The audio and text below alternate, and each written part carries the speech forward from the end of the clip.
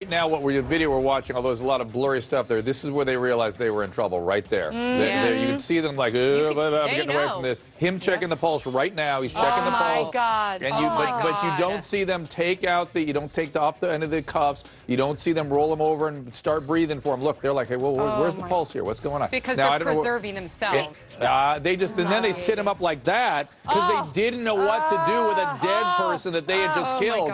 It really is exactly the opposite of what he needed. That to me, listen, if I were that attorney, it's that stuff I'd really zero in on. Dr. Drew last night talking about the case, and also talking and speaking out is the woman who shot all that video. And that is the wife, now the widow of this man who lost his life while in police custody, or while they were taking him in custody. Still, we're waiting for the autopsy and toxicology results. But take a listen to her going after police. They do not have the license to kill. They have the license to protect. They swear under God to protect our community. And we are more afraid and scared of the police than we are from the criminal. All right, and again, police were responding to a call of a disturbance. The disturbance was actually between the mom and her daughter. She admitted striking her daughter. The husband kind of didn't have anything to do with it. Trinity and Tanya back with me. Let's start here. To me, one of the important things that has to be determined is when did he die? Now, Dr. Drew's looking at this, and he believes at the moment he's in custody and handcuffed that he's dead. And when he's propped up, he's dead already. How important is that going to play into whatever happens to the officers or what happens in a civil case?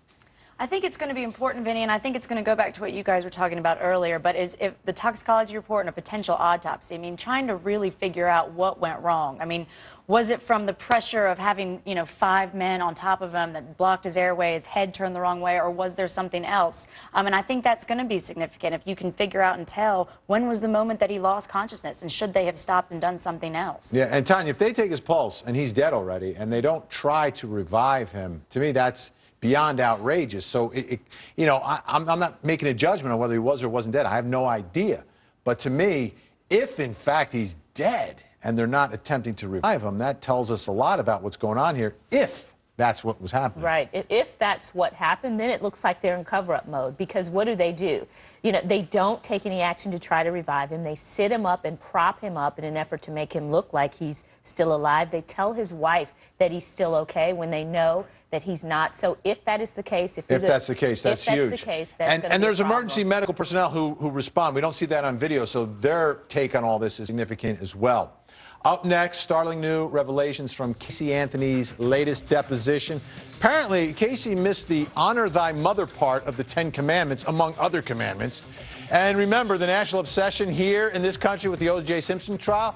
Well, that's what it's like in South Africa with the Oscar Pistorius Blade Runner murder trial. We're going to speak with a South African journalist about his country's trial of the century.